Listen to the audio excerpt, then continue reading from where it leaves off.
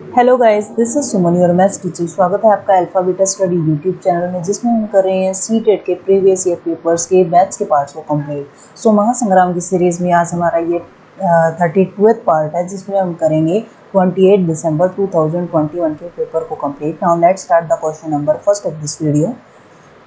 ए B C की value इस question में हमारे पास गिवन है और हमें निकालना है HCF, यानी कि ABC का HCF divided by LCM of ABC।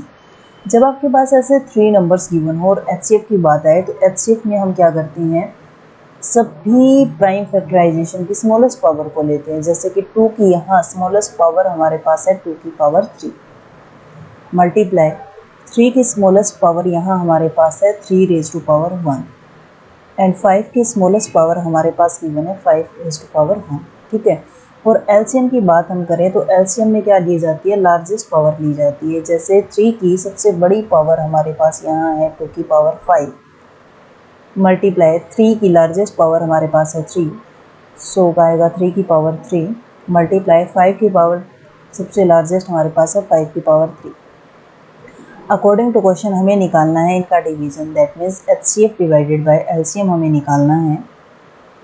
This implies that मेरे पास आएगा 2 raise to power 3 multiply 3 raise to power 1 multiply 5 raise to power 1 divided by 2 raise to power 5 multiply 3 raise to power 3 multiply 5 raise to power cube. This implies that अब मैं 2 की power 3 को जब cancel करूँगी 2 की पावर 5 से, या फिर हमारे पास ये फॉर्मूला होता है कि a raise to power m divided by a raise to power n हो, तो अगर m को यानी कि बेस सेम हो, पावर डिफरेंट हो, डिवीज़न का साइन हो, अगर मान इसको आप क्या लिख सकते हैं, a की पावर m माइनस n। अगर n ऊपर जाता है तो n माइनस हो जाएगा, और यही चीज़ किसके इक्वल होती है, अगर मान लीजिए m को हमें नीचे भेजना है तो m माइनस हो जाएगा। ठीक है।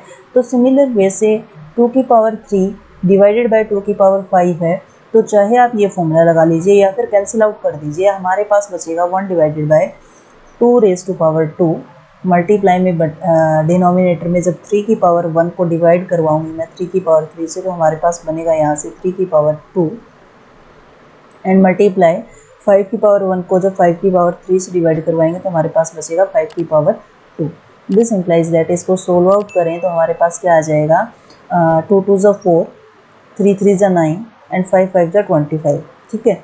और 25 4 जो हमारे पास होता है 100, 100 को 9 से मल्टीप्लाई करेंगे तो 900, 1 divided by 900 is answer. So option number 4 is our answer. Now next question is 5 raise to power x minus 3 multiply 7 raise to power y minus 2। हमारे पास ये गिवन है तो हमें वैल्यू निकालनी है x और y की। तो सबसे पहले हम क्या करेंगे, 6125 का प्राइम फैक्टराइजेशन करेंगे।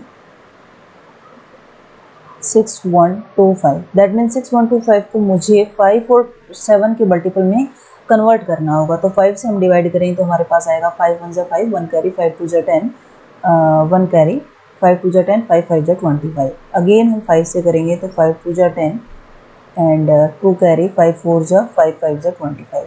अगेन हम 5 से करें तो 5 4 ज़ा एंड 5 9 ज़ा, 7 से हम कैंसिल आउट करें तो 7 7 ज़ा 49। Okay, that means left hand side हमारे पास एज इट इज़ रहेगी 5 raise to power x minus 3 multiply 7 raise to power y minus 2 equal to 6125 को हम लिख सकते हैं 5 raise to power 3 multiply 7 raise to power 2। अब दोनों साइड में कंपेयर करूँ तो मेरे पास क्या आ जाएगा, x माइनस 3 इक्वल टू 3 आएगा। ठीक है। और y माइनस 2 इक्वल टू मेरे पास आएगा 2। तो यहाँ से मेरे पास x की वैल्यू आ जाएगी 6, माइनस 3 जब राइट हैंड साइड पे जाएगा तो प्लस का हो जाएगा। सिमिलर वे से हमारे पास y की वैल्यू आ जाएगी 4। हमें वैल्यू निकालनी थी x प्लस y की। This implies that 6 plus 4 equal to 10। So option number 3 is our answer. Now next question is which of the following statement is और आर नॉट ट्रू। इनमें से कौन सा स्टेटमेंट ट्रू नहीं है। पहला ऑप्शन कहता है कि the product of two proper fraction. अब प्रॉपर फ्रैक्शन क्या होता है, जिसमें न्यूमरेटर जो होता है वो डिनोमिनेटर से छोटा होता है, ये हमारे पास प्रॉपर फ्रैक्शन होता है। तो क्या बोला गया है, product of two proper fraction is greater than each of the two fraction. मान लीजिए दो फ्रैक्शन की मैं वैल्यू लेती हूँ, ए की वैल्यू मैंने ले ली 1/2 एंड बी की मैंने वैल्यू ले ली 1/4। ये दोनों मैंने क्या लिए, प्रॉपर फ्रैक्शन लिए हैं। कहा है कि the product of two proper fraction, अगर दोनों प्रॉपर फ्रैक्शन का मैं प्रोडक्ट करती हूँ तो मेरे पास क्या आएगा 1/2 मल्टीप्लाई 1/4, दिस इम्प्लाइज दैट 1/8। तो जो ये प्रोडक्ट करने के बाद नंबर आया है वो क्या है, greater than each of the to number, but 1/2 greater नहीं है, यानी कि 1/2 इज ग्रेटर देन 1/8, है ना, और 1/4 is greater then 1/8। That means 1/8 जो है वो ए से भी छोटा है और 1/8 जो है वो बी से भी छोटा है। तो ये तो हमारे पास क्या है, फॉल्स है ना, और यही पूछा गया था क्वेश्चन में कि फॉल्स क्या है वो हमें पता लगाना है। तो option number first is our answer. बाकी हम चेक कर लेते हैं। The product of two improper fraction, improper fraction में क्या होता है, डिनोमिनेटर हमारे पास डिनोमिनेटर हमारे पास छोटा होता है न्यूमरेटर से, ठीक है। तो हमारे पास क्या होंगे, इसके डिनोमिनेटर छोटा होगा ना, तो इसका एग्जांपल लेते हैं। सपोज करते हैं मैंने ले लिया ए को 4/2 एंड बी को मैंने ले लिया 6/3, ठीक है। तो हमारे पास दोनों क्या है, इम्प्रॉपर फ्रैक्शन है। बोला गया the product of improper fraction is greater than each of the two fraction. अब इनकी हम प्रोडक्ट करें तो हमारे पास क्या आएगा, देखिए ए बी करें तो हमारे पास आएगा 4, है ना, बट 4 क्या है हमारे पास, 4 ग्रेटर देन है ए से। ए की वैल्यू क्या है 4/2 दैट मीन्स 2 है मेरे पास, और 4 क्या है बी से भी ग्रेटर है, यानी कि बी की वैल्यू भी हमारे पास क्या होगी 2। तो ये वाला बिल्कुल ठीक है, बिल्कुल ठीक है। तो ये हमारा आंसर नहीं हो सकता क्योंकि हमसे तो पूछा गया था नोट करें, ठीक है। अब क्या बोला गया है कि fraction 1/7 and 7/1 are reciprocal of each other. ये तो डायरेक्ट ही पता चल रहा है दोनों एक दूसरे के रेसिप्रोकल हैं। नेक्स्ट फोर्थ पार्ट में कहते हैं Radhika reads 1/3 part of a book in 1 hour, then C will read 5/6 part of the book in 2 over 1/2 hours. तो हमें ये चेक करना है ये ठीक है या नहीं है। ओके 1 आवर में वो एक किसी बुक का 1/3 पार्ट पढ़ देती है, ठीक है। हमें क्या निकालना है, 2 over 1/2 आवर्स में निकालना है ना। तो 2 over 1/2 आवर्स को हम लिखेंगे 5/2। वो 5/2 आवर्स में कितना पार्ट रीड करेगी, मैंने क्या किया 1 को मल्टीप्लाई करवा दिया 5/2 से, तो बोथ साइड हम क्या कर देंगे 5/2 से मल्टीप्लाई करवा देंगी। तो हमारे पास क्या आ जाएगा, this implies that 5/6 that means वो 5/2 यानी कि 5/2 या फिर 2 over 1/2 आवर में 5/6 पार्ट उस बुक का पढ़ देगी। तो ये बात भी बिल्कुल ठीक है। हमारा आंसर क्या होगा, ऑप्शन नंबर 1, क्योंकि हमसे पूछा गया था not correct. So option number first is our answer. Now next question is what is the value of, इसको जस्ट ओनली कैलकुलेट करना है। तो सबसे इजी मेथड क्या होगा, हम पॉइंट डेसिमल हटाएंगे और बाय में 0 लगा देंगे, जैसे कि 1 2 3 4 5। अब मैं यहाँ से 0 पॉइंट हटाऊँ तो मेरे पास क्या आ जाएगा 0 1 2 3 4 7। ध्यान रखना ये लिखने में मिस्टेक मत कर देना कितनी 0 आएंगी। तो अब ये 5 के बाद डेसिमल था, पॉइंट था, तो इस पॉइंट को मैं हटाऊंगी तो हमारे पास बाय में कितनी जीरोस आ जाएंगी 5 जीरोस। ओके यहाँ से मेरे पास क्या है 3 के बाद डेसिमल है तो 3 डिवाइडेड बाय मेरे पास आ जाएगा 1000, ठीक है। अब इनको मल्टीप्लाई करें न्यूमरेटर को तो हमारे पास आएगा 3 7 21 1 2 3 4 4 जीरो आएंगी 1 2 3 4 और फिर 3 को मैं 1 से मल्टीप्लाई करूँगी तो है 3, ठीक है। डिवाइड में मेरे पास क्या है 5 जीरोस यहाँ से 3 यहाँ से, यानी कि 8 के बाद डेसिमल पॉइंट आना चाहिए। डिवाइडेड बाय में क्या आ जाएगा 10⁻⁸। दिस इम्प्लाइज दैट मेरे पास क्या आ जाएगा 1 2 3 4 5 6 7 और 8। इसके आगे मैं 2 जीरो लगा दूँ तब भी कोई फर्क नहीं पड़ना है, यानी कि 0.03000021। सो चेक करें तो हमारे पास option number 4 is our answer, ठीक है। अब यहाँ से भी डायरेक्ट चेक कर सकते हैं। क्या करना है, देखो यहाँ से मल्टीप्लाई किया तो हमारे पास आया 30 और 21 ऐसा कुछ नज़र आ रहा है, और यहाँ से मेरे पास टोटल 8 डेसिमल हो चुके हैं। तो 8 के बाद देख लो किसमें पॉइंट होगा, तो 1 2 3 4 5 6 7 8 है ना। 1 2 3 4 5 6 7 ये हो ही नहीं सकता, 1 2 ये वैसे ही नहीं हो सकता, 10 है। यहाँ हम चेक करें तो 1 2 3 4 5 6 7 है ना। तो डायरेक्ट भी पता चल सकता है कि हमारा आंसर क्या होगा, option number 4। Now next question is which of the following is not true about the natural number. Natural number के बारे में क्या ट्रू नहीं है। नेचुरल नंबर क्या होते हैं 1 2 3 अप टू सोन इन्फिनिटी तक, ये सारे हमारे पास क्या होते हैं नेचुरल नंबर होते हैं। अब फिफ्थ में क्या कहता है, देखिए ऑप्शन नंबर बस ए में क्या कहता है one is factor of every number, क्या वन हर एक का फैक्टर नंबर है? यस, वन तो हर किसी को डिवाइड कर सकता है ना, तो ए हमारा ठीक है। हमसे पूछा गया कौन सा ठीक नहीं है। Every factor of a number is an exact divisor of that number. कहते हैं एवरी फैक्टर, कोई भी फैक्टर किसी नंबर का। अब जैसे सपोज कीजिए कि मैंने ले लिया 10, ठीक है, इसके फैक्टर्स क्या क्या हो सकते हैं, किस किस के टेबल से डिवाइड हो सकता है? 1 हो सकता है इसका फैक्टर, 2 हो सकता है, 5 हो सकता है और 10 होगा, है ना। तो कहते हैं every factor of a number is an exact divisor of that number. क्या इसको एग्जैक्टली डिवाइड करते हैं? यस। जब हम 10 को डिवाइड करेंगे 1 से या फिर 2 से या फिर 5 से या फिर 10 से, तो रिमाइंडर मेरे पास क्या आएगा? 0 आएगा। उसको बोलते हैं exact divisor of that number. ये भी बिल्कुल ठीक है।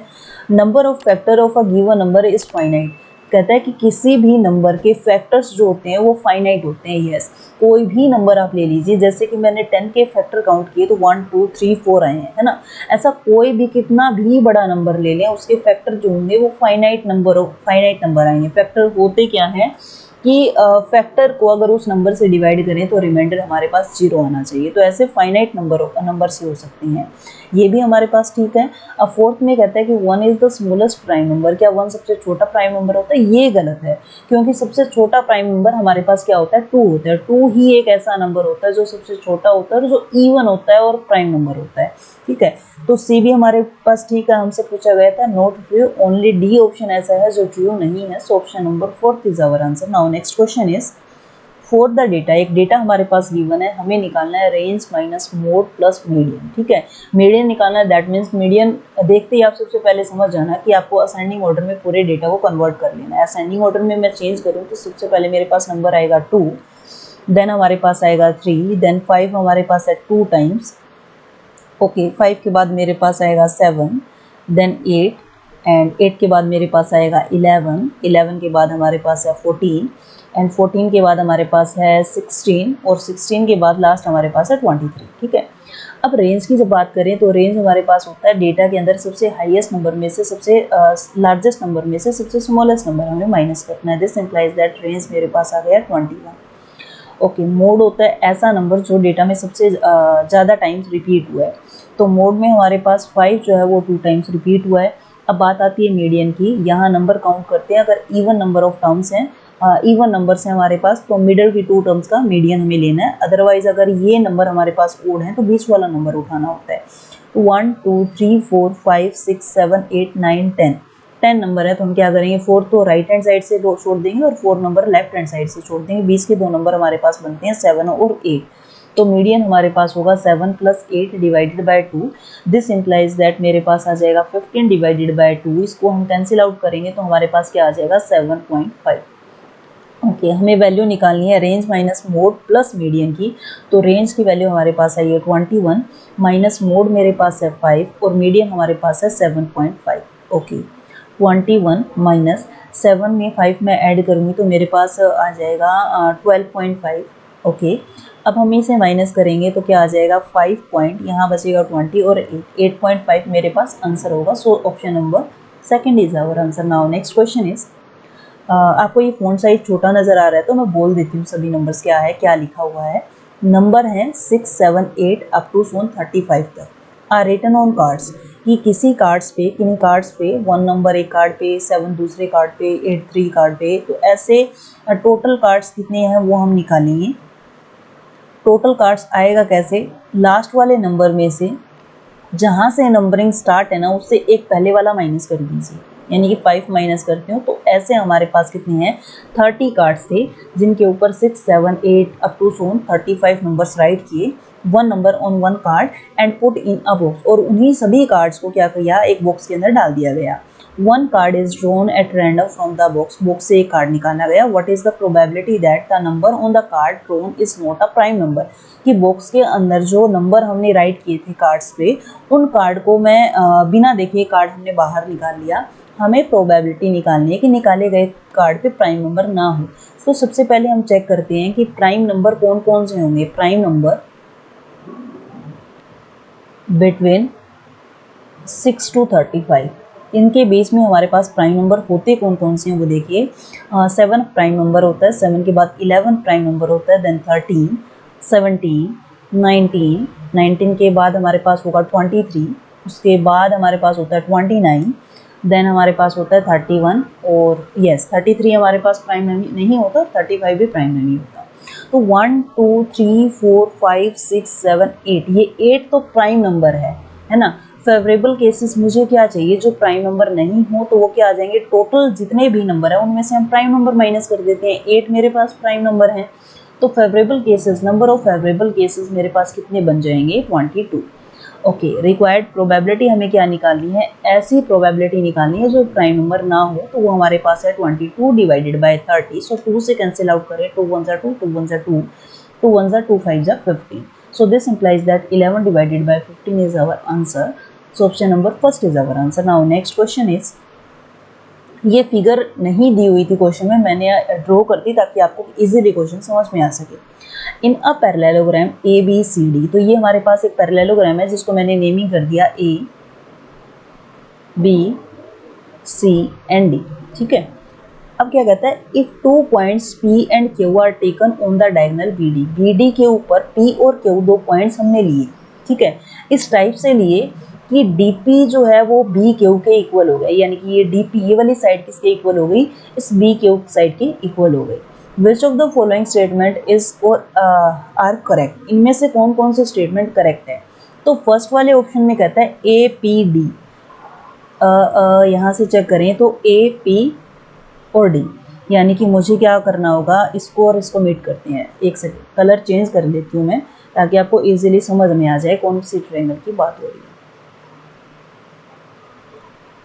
हमने क्या किया, A को P से मीट कर दिया एंड CQB, तो मैंने क्या किया, यहाँ से CQ इनको मीट कर दिया, ठीक है।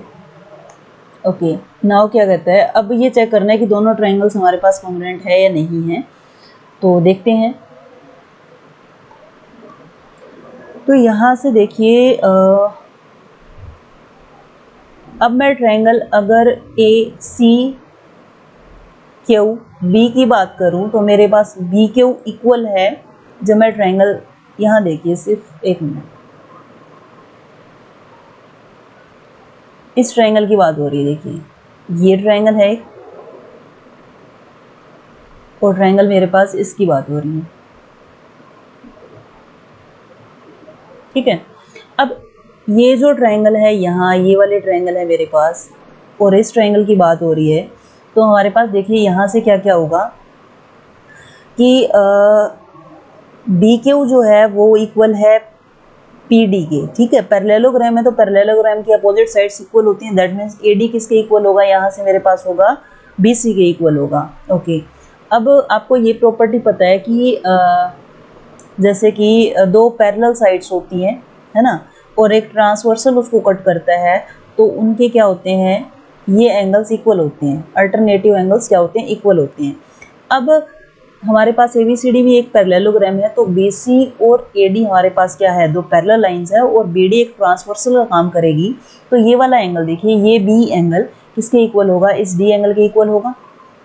अब तीन चीजें इक्वल हो गई, ट्रायंगल BQC के अंदर BQ इक्वल है PD के और BC इक्वल है हमारे पास AD के, और ये वाला एंगल किसके इक्वल होगा, B एंगल के इक्वल होगा। देयरफॉर हमारे पास ट्रायंगल APD की बात हो रही है, और ये बात ध्यान रखना कि कहाँ से इन्होंने राइट किया है, APD लिखा है ना, तो हम इसको BQC नहीं लिख सकते, क्योंकि ध्यान रखना किस डायरेक्शन में गया, वो एंटी क्लॉकवाइज डायरेक्शन में गया है APD, यानी कि AP कौन सी साइड है जो इक्वल नहीं गिवन है, तो हम यहाँ से क्या लेंगे, CQB, तो किसके कॉन्ग्रुएंट होगा, ट्रायंगल CQB के इक्वल होगा, कॉन्ग्रुएंट होगा। और ये मान लीजिए कि क्वेश्चन भी ये ना दिया होता, CQB नहीं दिया होता, BQC लिख देते, तो ये दोनों ट्रायंगल्स कॉन्ग्रुएंट नहीं होती, है ना। तो हमारे पास ये दोनों ट्रायंगल्स क्या आ रही है, कॉन्ग्रुएंट आ रही है, तो ऑप्शन नंबर 1 तो बिल्कुल करेक्ट है। अब ये बात भी याद रखिए कि दो ट्रायंगल जब कॉन्ग्रुएंट होती है, उनके सभी पार्ट्स यानी कि सभी लाइनों के इक्वल होती है। जैसे कि सपोज कीजिए मैं यहाँ बात करती हूँ ट्रायंगल ABC और DEF, अगर ट्रायंगल आपस में कॉन्ग्रुएंट है तो इसकी AB साइड किसके इक्वल होगी, CD के इक्वल होगी, BC साइड EF के इक्वल होगी, और यहाँ से AC साइड DF के इक्वल होगी, यानी कि इसको बोला जाता है corresponding parts of congruent triangles. ठीक है, तो सेकंड पार्ट में हमें क्या करना है, सेकंड पार्ट में हमसे पूछा गया है कि क्या AP CQ के इक्वल है। AP जो है वो CQ के इक्वल है, यस इक्वल होगा, ये भी इक्वल होगा। क्यों, corresponding parts of congruent triangle. जब ट्रायंगल हमारे पास BQC कॉन्ग्रुएंट है CDP के, तो हमारे पास दोनों पार्ट्स भी क्या होंगे, इक्वल होंगे। अब क्या कहता है नेक्स्ट बात में, देखिए कि AQB, मैं ये रफ कर देती हूँ ताकि आपको अच्छे समझ में आ जाए, क्योंकि जो है AQB हमारे पास कॉन्ग्रुएंट है ट्रायंगल CPD के, तो यहाँ से हमारे पास AQB ट्रायंगल कॉन्ग्रुएंट होनी चाहिए CPD के। तो यहाँ से हम चेक करें तो देखिए हमारे पास होगा जो PD है वो इक्वल है BQ के। ओके, ट्रायंगल पैरेललोग्राम, सॉरी ये पैरेललोग्राम फिगर है, तो हमारे पास CD इक्वल होगा AB के। ओके, ये साइड हमारे पास इस साइड के इक्वल होगी। और सिमिलर वे से देखिए AB और CD दो पैरेलल लाइंस का काम कर रहे हैं, और BD इसमें ट्रांसवर्सल है। दैट मीन्स ये वाला जो एंगल होगा हमारे पास, ये वाला जो एंगल होगा वो किस एंगल के इक्वल होगा, इस एंगल के इक्वल होगा। दैट मीन्स ट्रायंगल जो है हमारे पास AQB कॉन्ग्रुएंट होनी चाहिए, किसके होनी चाहिए, AQB की इन्होंने बात की, तो हमारे पास ये होगी CPD के कॉन्ग्रुएंट होगी, ट्रायंगल CPD के कॉन्ग्रुएंट होगी। बट इन्होंने क्या लिखा है कि ये दोनों ट्रायंगल्स आपस में कॉन्ग्रुएंट नहीं हैं, तो ये बात गलत है। ये ठीक है और ये बात गलत है। क्यों गलत है, क्योंकि ये दोनों ट्रायंगल्स तो हमारे पास क्या है, कॉन्ग्रुएंट हैं, है ना। तो ये कहता है नहीं है, तो ये बात गलत है। और AQ बोला है फोर्थ पार्ट में CP के इक्वल है। AQ इक्वल है CP के, यस ये बिल्कुल ठीक है। क्यों इक्वल है, क्योंकि ये AQB जो ट्रायंगल है CPD के कॉन्ग्रुएंट है, इसका मीनिंग हमारे पास corresponding parts of congruent triangles equal होंगे। अब कहते हैं APCQ, मीट करते हैं इसको, APC और Q, क्या ये एक रेक्टेंगल फॉर्म होता है, बिल्कुल भी नहीं। ये किस एंगल से रेक्टेंगल नजर आ रहा है, रेक्टेंगल नहीं है। तो हमसे बोला गया कौन कौन से पार्ट करेक्ट हैं, तो A पार्ट, B पार्ट और D पार्ट यहाँ से बिल्कुल ठीक है, A B और D। So option number 3 is our answer. Question बिल्कुल इजी था गाइज, बट टाइम कंज्यूमिंग था, तो आप अपने टाइम को मैनेज करके इस टाइप के क्वेश्चन करना। Now next question is, Aman spends 80% of his salary and Vibha spends 75% of his salary, but their savings are equal. Question में क्या कह रहा है, सेविंग इक्वल है।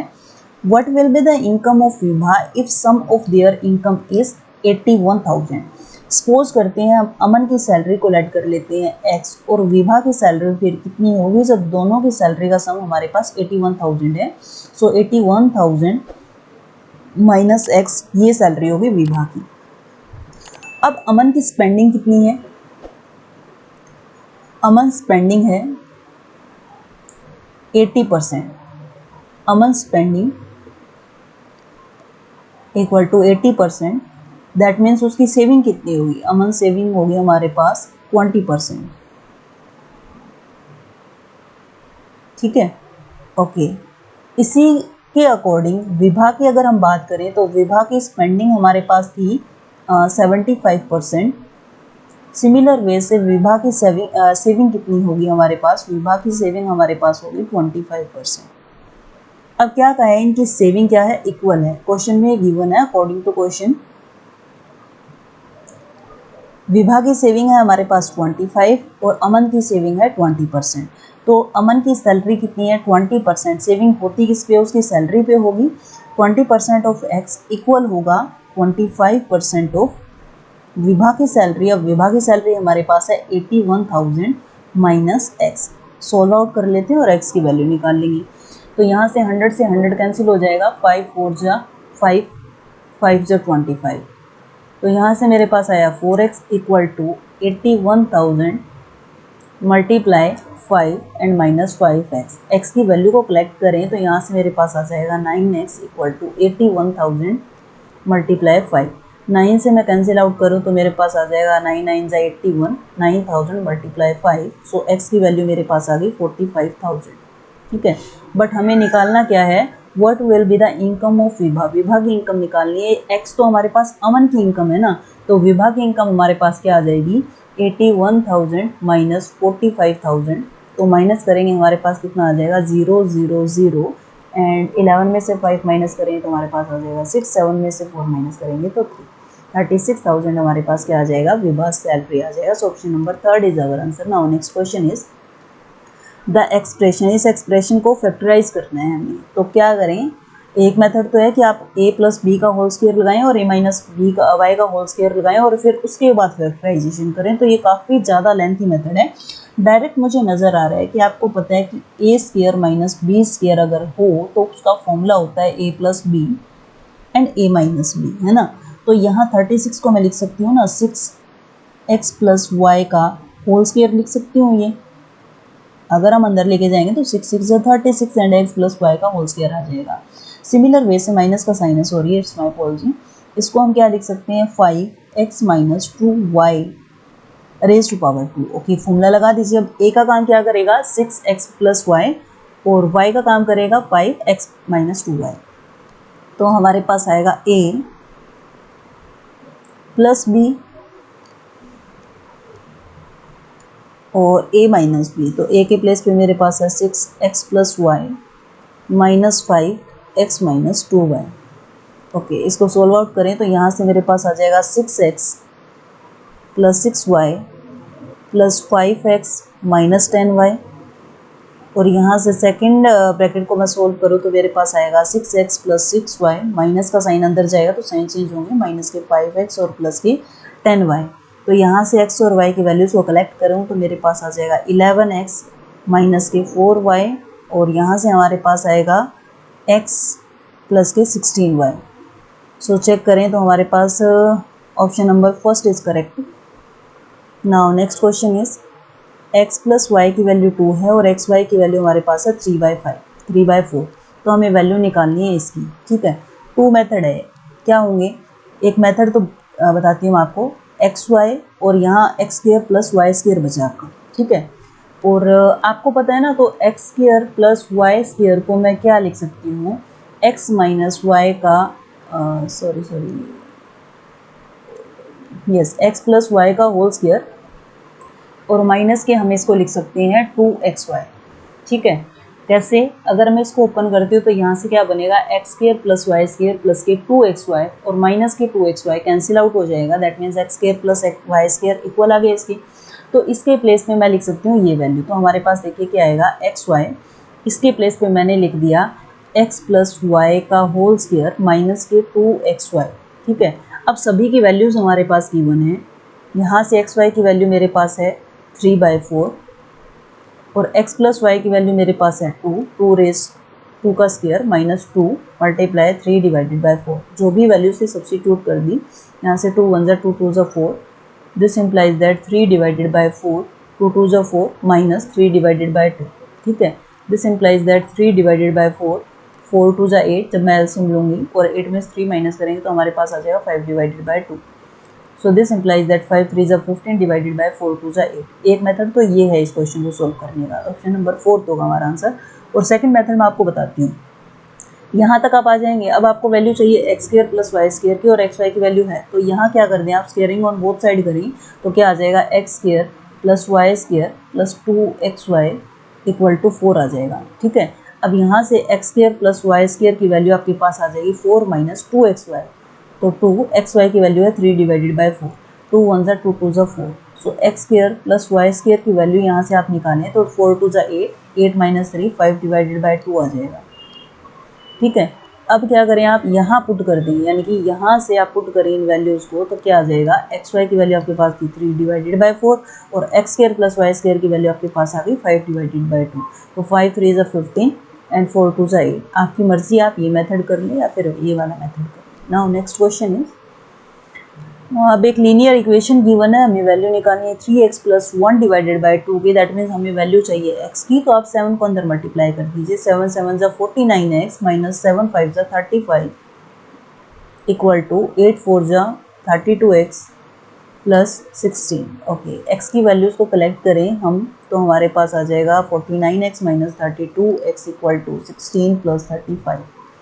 माइनस करें तो यहाँ से मेरे पास आ जाएगा 17x और यहाँ से हम ऐड करें तो 11 3 4 5। 17 3 हमारे पास होगा 51, सो x की वैल्यू यहाँ सब्स्टिट्यूट कर दें हम तो क्या आएगा 3 multiply 3 plus 1 divided by 2, this implies that 3 3 जा 9 और 1 10 डिवाइडेड बाय 2 कैंसिल आउट करूँ तो मेरे पास क्या आ जाएगा 5। So option number third is our answer. Now next question is P की वैल्यू गिवन है, Q और R तीनों वैल्यूज गिवन है और हमें निकालना है Q minus R minus P। मैं डायरेक्ट यही वैल्यू पुट करूँगी। Q हमारे पास क्या है x square plus 8x minus 3, ठीक है, माइनस R, तो R की वैल्यू हमारे पास कितनी है minus 5x square minus 3x plus 2, ठीक है, ब्रैकेट क्लोज, और माइनस है हमारे पास P, तो माइनस का क्या आ जाएगा P, that means 3x square minus 7x plus 8, ठीक है। अब यहाँ से हम ब्रैकेट्स को ओपन करें तो क्या आ जाएगा, देखिए पहले इस ब्रैकेट को सोल्व करेंगे तो हमारे पास आ जाएगा X square plus 8x minus 3, minus का साइन अंदर जाएगा तो साइन चेंज होंगे, प्लस के 5x square plus 3x minus 2, और माइनस देखिए मल्टीप्लिकेशन या डिवीजन होती है ना तो बोर्ड मास का रूल अप्लाई करते हैं, यहाँ भी कर सकते हैं बट यहाँ कोई फ़र्क नहीं पड़ेगा। अगर आप चाहें तो पहले इसको सोल्व कर ले, बाद में उसको कर लेना।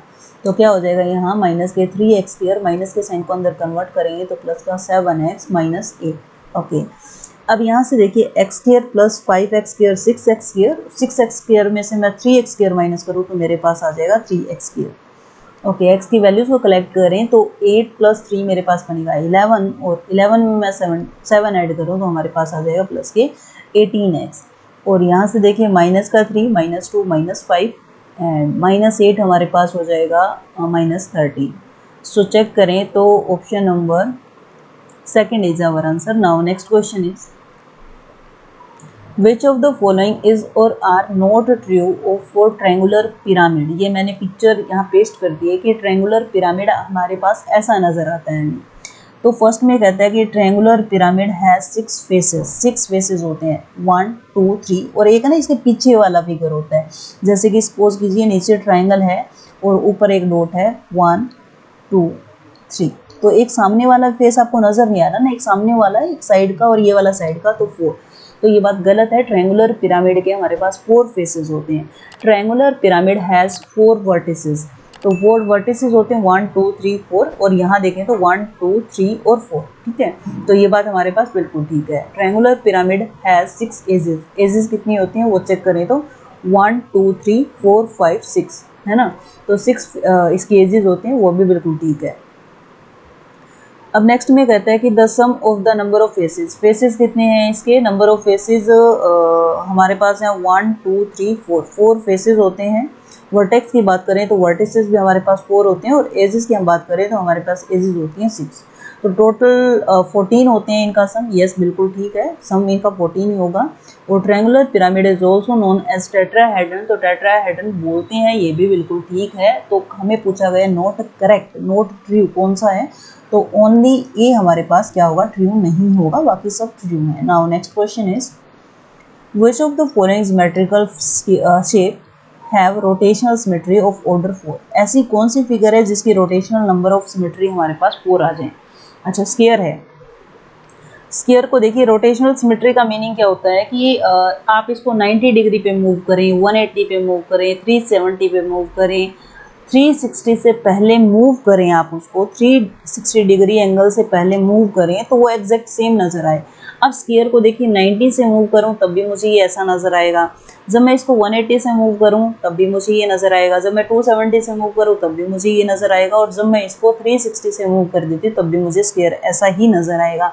तो इसकी रोटेशनल सिमेट्री होती है हमारे पास 4। स्क्वायर की कितनी होती है, रोटेशनल सिमेट्री 4 होती है। जब मैं रेक्टेंगल की बात करूं तो रेक्टेंगल ऐसी शेप का होता है ना हमारे पास, जब हम इसको 90 डिग्री से मूव करेंगे ना तो ये कुछ ऐसा नज़र आएगा, यानी कि सेम शेप हमें नज़र नहीं आई। जब हम इसको 180 से मूव करेंगे तो ये हमें फिगर ऐसी नज़र आएगी, और जब हम इसको 270 से मूव करें तो ये फिगर ऐसी नज़र आएगी, और अगेन मैं 360 से मूव करूँ तो ये फिगर मुझे ऐसी नज़र आएगी। तो सेम इसकी कितनी आई, 2 लाइन ऑफ सिमेट्री होगी। हमने कितने का पूछा गया, 4 का पूछा गया, बट रेक्टेंगल की कितनी है, 2 लाइन ऑफ सिमेट्री होती है। अब बात आती है रोम्बस की, तो रोम्बस फिगर जो है वो हमें ऐसे देखने को मिलती है, ऐसी फिगर होती है रोम्बस, ठीक है। जब बना के देख लेना आप, जब इसको 90 डिग्री से मूव करेंगे ना तो ये फिगर हमें ना कुछ ऐसी सी नज़र आएगी देखने के लिए, है ना। तो ये हमारे पास line of symmetry 4 rotational line of symmetry 4 नहीं देती। जब मैं इसको 180 से मूव करूँगी ना तो वापस ये ऐसी फिगर कुछ नजर आएगी, ठीक है। तो इसकी भी line of rotational line of symmetry होंगी 2। अब ट्रिपेजियम की बात करें तो ट्रिपेजियम की कोई लाइन ऑफ सिमेट्री नहीं होती। ट्रिपेजियम क्या होता है कि दो अपोजिट साइड्स पैरेलल होती हैं, दो नॉन पैरेलल साइड्स होती हैं। तो आप इसको वापस जब 360 पे मूव करेंगे तब ही ये फिगर मुझे ऐसे ही नजर आएगी। तो इसकी कोई भी line of rotational line of symmetry नहीं होती। सिमिलर वे से काइट क्या होगा, ऐसी फिगर होगी, है ना। तो काइट होती है ऐसी फिगर हमारे पास, इसकी भी कोई भी लाइन ऑफ सिमेट्री नहीं होती। सो ऑप्शन नंबर हमारे पास क्या होगा, ओनली ए हमारे पास आंसर होगा, क्योंकि 4 लाइन ऑफ सिमेट्री पूछी गई थी, रोटेशनल लाइन ऑफ सिमेट्री पूछी गई थी। Now next question is line segment A B and C D bisect each other at point O. तो दो लाइन ऑफ सिमेट्री हमने ले ली, एक ले ली ए बी, दूसरी ले ली सी डी, ठीक है। ओ पॉइंट पे मीट करती हैं। ज्वाइन ए सी, ए और सी को ज्वाइन किया एंड बी डी को ज्वाइन किया, okay, to form triangle A O C and B O D, ठीक है। Which of the following statement is correct. तो हमसे पूछा गया ए ओ सी ट्राइंगल और बी ओ डी ट्राइंगल, ये कॉन्ग्रुएंट ट्राइंगल्स हैं। कैसे होंगे देखिए, जब सी डी और ए बी लाइन कट करती है तो ये हमारे पास क्या है, वर्टिकली अपोजिट एंगल्स हैं, ठीक है। ये एंगल्स क्या होंगे, इक्वल होंगे, ठीक है। अभी एक पैरेललोग्राम वाले क्वेश्चन में हमने बात की थी, तो दो पैरेलल लाइंस जैसे कि बी डी और सी ए मेरे पास क्या है, दो पैरेलल लाइन, और सी डी क्या करेगा, ट्रांसवर्सल का काम करेगा। तो ये वाला एंगल किसके इक्वल होगा, इस वाले एंगल के इक्वल होगा, है ना। और ये दोनों पैरेलल का काम करेगा और पैरेलल हैं लाइंस, और बी ए जो ट्रांसवर्सल का काम करेगा तो ये वाला एंगल किसके इक्वल होगा, इस वाले एंगल के इक्वल होगा, ठीक है। तो हमारे पास यहाँ से हम चेक करें तो वेट अ मिनट, ओके, यहाँ से एंगल तो इक्वल है, बट ऑप्शन में चेक करूँ ना तो मेरे पास देखिए कोई भी एंगल कॉन्ग्रुएंस क्राइटेरियन नहीं दिया हुआ। ओके, दोबारा चेक करें तो लाइन सेगमेंट बाइसेक्ट, ठीक है ठीक है ठीक है। ये क्या करते हैं, दोनों लाइनें एक दूसरे को बाइसेक्ट करती हैं। क्या करती हैं, ये बाइसेक्ट करती हैं, एक मिनट, ठीक है। बाइसेक्ट करने का मीनिंग दो इक्वल पार्ट में डिवाइड करती है, यानी कि ये वाला पार्ट किसके इक्वल होगा, इसके इक्वल होगा, और ये वाला पार्ट किसके इक्वल होगा, इसके इक्वल होगा। तो देयरफॉर ट्राइंगल ए ओ सी और बी ओ डी हमारे पास क्या होंगी, कॉन्ग्रुएंट होंगी, किससे, दो साइड्स इक्वल हैं इसकी, यानी कि ए ओ इक्वल है ओ बी के और सी ओ इक्वल है ओ डी के। तो हमारे पास दो साइड यानी कि साइड एंगल साइड क्राइटेरियन से ये दोनों ट्राइंगल्स क्या हो जाएंगी, कॉन्ग्रुएंट हो जाएगी। So option number second is our answer. Now next question is P is a point on side BC। एक P पॉइंट है साइड BC पे, तो ट्राइंगल ड्रॉ करते हैं। A B C पे एक P पॉइंट है, इस टाइप से है, सपोज करते हैं यहाँ पॉइंट है, such that PAC angle 40 degree है। PAC यानी कि ये वाला एंगल हमारे पास कितना है, 40 डिग्री है। एंड ACB एंगल जो है वो 35 डिग्री है। If CB is produce two point Q, CB को क्या किया, प्रोड्यूस कर दिया गया, बढ़ा दिया गया पॉइंट Q तक।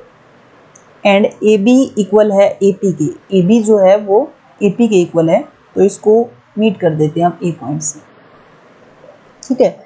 तो हमें पूछा गया है कि ABQ किसके इक्वल होगा, एंगल ABQ, ये वाला एंगल हमें निकालना है। सपोज करते हैं ये वाला एंगल मेरा है X, ठीक है। अब ट्राइंगल अगर मैं बात करती हूँ APC की, तो ट्राइंगल के तीनों एंगल का सम क्या होता है, 180 डिग्री होता है। APC में एंगल A क्या है, एंगल A प्लस में angle C plus angle P मेरे पास होगा 180 डिग्री के इक्वल। ओके, यहाँ से A एंगल हमारे पास है 40 डिग्री और C हमारे पास है 35 डिग्री, P एंगल हमें नहीं मालूम है, equal to 180 degree. So angle P की हम वैल्यू निकालें तो 180 माइनस 5, 75 माइनस करेंगे तो हमारे पास आ जाएगा 10 में से 5 माइनस करेंगे 5, 0 और 1, तो ये वाला एंगल मेरे पास आ गया 105 डिग्री, ठीक है।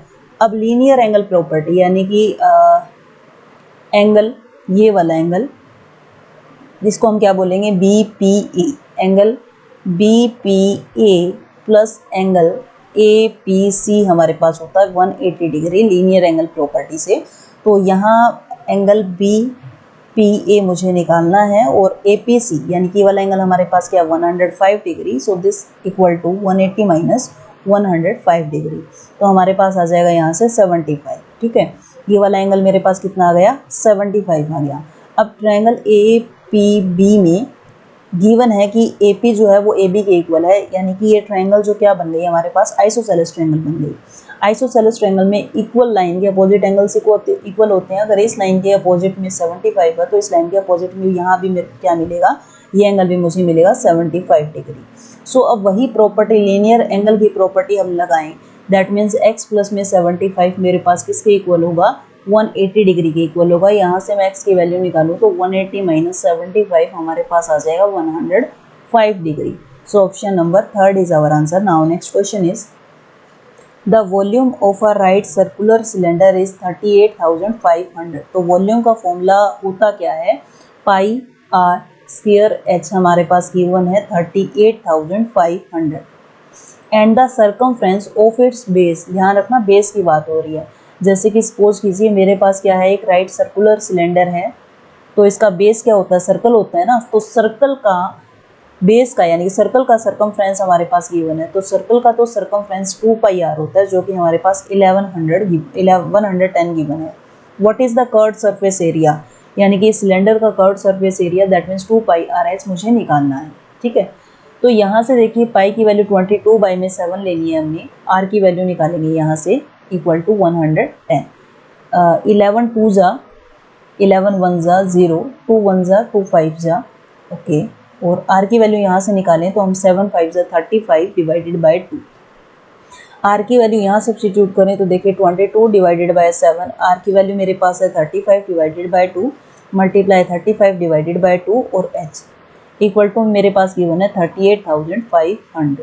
ओके, 2 से कैंसिल आउट करूँ तो यहाँ मेरे पास आ गया 11, और 11 से कैंसिल आउट करें तो 11 3 जा 33, 11 5 जा 55 0 0। 35 से मैं कैंसिल आउट करूँ तो यहाँ मेरे पास बन जाएगा 100। ओके, 5 से कैंसिल आउट करें तो 5 7 जा 35 और 5 2 जा 10 20, और यहाँ से 7 से 7 कैंसिल आउट हो जाएगा तो h की वैल्यू हमारे पास आ जाएगी 2 2 जा 4 40। जब हम क्रॉस मल्टीप्लाई करते हैं हमें वैल्यू निकालनी है 2 पाई आर एच की, तो 2 मल्टीप्लाई पाई की वैल्यू 22 बाई 7 मल्टीप्लाई आर की वैल्यू मेरे पास है 35 डिवाइडेड बाई 2 और आर की वैल्यू हमारे पास है 40। तो 7 5 जा 35, 2 से 2 कैंसिल आउट करें और इनको हम मल्टीप्लाई करें तो देखिए 22 को मैं मल्टीप्लाई करूँ 5 4 जा 20 200 से, तो हमारे पास आ जाएगा 4400 सेंटीमीटर स्क्वायर, क्योंकि एरिया था ना ये। सो option number 3 is our answer. Now next question is the cost of grass carpeting in a rectangular garden at the rate of, एक rectangular garden है, ठीक है, इसके अंदर कारपेट बिछाना है ग्रास का, तो 1 मीटर स्क्वायर के 30 रुपीज़ लगते हैं, और टोटल में इस टोटल में कारपेट बिछाए तो 1,80,000 रुपीज़ लगते हैं। ठीक है, ये लिखा हुआ है 1,80,000 rupees. If the ratio of its length and breadth is 5:3, तो जैसे सपोज कीजिए मैं रेशियो कंटीन्यूएंट x लेट कर लूँ तो मेरे पास लेंथ होगी 5x और ब्रेड्थ होगी 3x। ठीक है, तो टोटल इसका एरिया की बात करें हम तो वो क्या कैसे आएगा, तो टोटल कहता है कि 1,80,000 रुपीज़ लगते हैं इसके अंदर मैं कारपेट बिछाऊँ तो, और 1 मीटर स्क्वायर का कितने रुपीज़ लगते हैं 30 रुपीज़ लगते हैं। जब हम टोटल रुपीज़ को 1 मीटर स्क्वायर के रुपीज़ से डिवाइड कर देंगे तो हमारे पास इसका टोटल एरिया आ जाएगा, यानी कि 3 1 जा 3 6 जा 0 0 0 6000 मीटर स्क्वायर क्या आ गया, इसका एरिया आ गया। आई होप ये चीज़ आपको समझ आ गई होगी। ओके, अब एरिया का फॉर्मूला क्या होता है, लेंथ इनटू ब्रेड्थ, यानी कि 5x multiply 3x equal to 6000। Okay, 3 से मैं कैंसिल आउट करूँ तो 3 2 जा 6 0 0 0 5 4 जा 20 0 0, दैट मीन्स एक्स स्क्वायर की वैल्यू मेरे पास आ गई 400, जिसको हम लिख सकते हैं 20 का स्क्वायर, स्क्वायर से स्क्वायर कैंसिल आउट, सो एक्स की वैल्यू आ गई मेरे पास 20। अब यहाँ से लेंथ में निकालूँ तो 5 2 जा 10 यानी कि 100 आ गई, और ब्रेड्थ की मैं बात करूँ तो 60 आ गई। अब कहते हैं कि what will be the cost of fencing the garden at the rate of 50 rupees पर मीटर। फेंसिंग का मीनिंग है इसके चारों तरफ वायर लगाना या बाड़ लगाना, कुछ भी कह सकते हैं आप। दैट मीन्स मुझे चाहिए पेरीमीटर, तो पेरीमीटर होता है 2l प्लस b। अब l की वैल्यू हमारे पास है 100 plus 60, this implies that 2 multiply 160, this implies that 320 यानी कि 320, ये हमारे पास है पेरीमीटर। अब फेंसिंग की कॉस्ट क्या है, कॉस्ट ऑफ 1 मीटर की कॉस्ट है 50 रुपीज़। तो हमें कितने की निकालनी है कॉस्ट ऑफ, हमें निकालनी है 320 मीटर की कॉस्ट निकालनी है। This implies that 50 multiply 320, this implies that 0 0 5 2 10 5 3 15 और 1 16। सो 16,000 रुपीज़ लग जाएंगे जब इस रेक्टेंगुलर गार्डन की फेंसिंग हम करेंगे। Now next question is a rectangle ABCD of area 210 centimeter square has 15 as its length। एक रेक्टेंगल है ABCD जिसकी लेंथ है 15 सेंटीमीटर और जिसका एरिया गिवन है हमारे पास 210 सेंटीमीटर, ठीक है, सेंटीमीटर स्क्वायर। तो पहले लाइन को हम सोल्व करते हैं। ब्रेड सपोज कीजिए मैंने बी लेट कर ली, तो लेंथ का एरिया का फॉर्मूला होता है length into breadth equal to 210। तो लेंथ हमारे पास है 15, बी का नहीं मालूम, इक्वल टू 210। तो बी की वैल्यू मैं यहाँ से निकालूँ तो मेरे पास आ जाएगा 3 5 जा 15, 3 7 जा 0, 5 1 जा 5 1 जा 2 कैरी 5 4 जा, तो 14 हमारे पास आ जाती है ब्रेड यहाँ से, ठीक है। नेक्स्ट लाइन में क्या कहता है, if the area of rectangle ABCD is increased to 2/1/3 times of the original area by increasing its length only। ध्यान से समझना दोबारा, कहता है इसी रेक्टेंगल की लेंथ को क्या कर दिया गया, इंक्रीज कर दिया गया, ठीक है। हमें नहीं मालूम कितना किया, तो पहले लेंथ कितनी थी 15 थी, सपोज करते हैं इसकी x लेंथ को और इंक्रीज कर दिया गया, ब्रेड को कुछ भी नहीं किया। क्या कहता है, if the area of rectangle ABCD, जो ABCD का एरिया था वो इंक्रीज हो गया 2/1/3 टाइम्स द ओरिजिनल एरिया, यानी कि न्यू एरिया मैं AN से डिनोट कर रही हूँ, नया एरिया क्या बन गया, जो पुराने वाला एरिया था। या फिर सपोज कीजिए कि मैं नए वाले एरिया को डिनोट करती हूँ A1 से, ठीक है। A1 जो नया एरिया क्या बन गया, 2/1/3 टाइम्स बन गया पुराने वाले एरिया का। कब बना, by increasing its length only। then what will be the perimeter of the rectangle so obtained। अब जो नया रेक्टेंगल बना है ना, इसका क्या होगा पेरीमीटर, वो हमें निकालना है। ओके, न्यू एरिया क्या होगा यहाँ से 2 3 जा 6 और 1 7 डिवाइडेड बाय 3, और जो एरिया हमारे पास था, सॉरी ए वाला एरिया यानी कि पुराने वाला ओल्ड एरिया हमारे पास था 210। 3 से कैंसिल आउट करूँ तो 3 7 जा 21 0, यानी कि 490 मेरे पास आ गया नए वाला एरिया, ठीक है। अब एरिया का फॉर्मूला क्या होता है, लेंथ इनटू ब्रेड्थ होता है, यानी कि 15 प्लस x लेंथ थी, ब्रेड्थ सेम चल रही थी, यानी कि 14 हमारे पास ब्रेड्थ थी, इक्वल टू 490। मल्टीप्लाई में 14 पड़ा, डिवाइड में चला जाएगा तो हमारे पास क्या आ जाएगा 49 0 डिवाइडेड बाय 14, 7 2 जा 14, 7 7 जा 49 0, 2 से मैं कैंसिल आउट करूँ तो मेरे पास आ जाएगा 35, x की वैल्यू मेरे पास आ जाएगी 35 माइनस 15, दिस इम्प्लाइज दैट 20, ठीक है। यानी कि नई वाली लेंथ हमारे पास क्या हो गई, अच्छा पेरीमीटर निकालना था ना हमें, तो न्यू वाली लेंथ यानी कि हमारे पास कितनी हो गई 15 प्लस x की वैल्यू, ये निकालना ही नहीं आपको, 15 प्लस x की वैल्यू हमारे पास आ गई 35, और ब्रेड्थ इसकी कितनी थी, ब्रेड्थ थी हमारे पास 14। अब नए वाले का पेरीमीटर हमें निकालना है, तो फॉर्मूला होता है 2l plus b equal to 2l की वैल्यू हमारे पास है 35 और b की वैल्यू हमारे पास है 14। सो दिस इम्प्लाइज दैट 2 9 3 और 4, तो 2 से हम मल्टीप्लाई करें, 2 9 जा 18, 2 4 जा 8 और 1 9, सो 98 सेंटीमीटर न्यू वाले रेक्टेंगल की हमारे पास क्या आ जाएगा, पेरीमीटर आ जाएगा।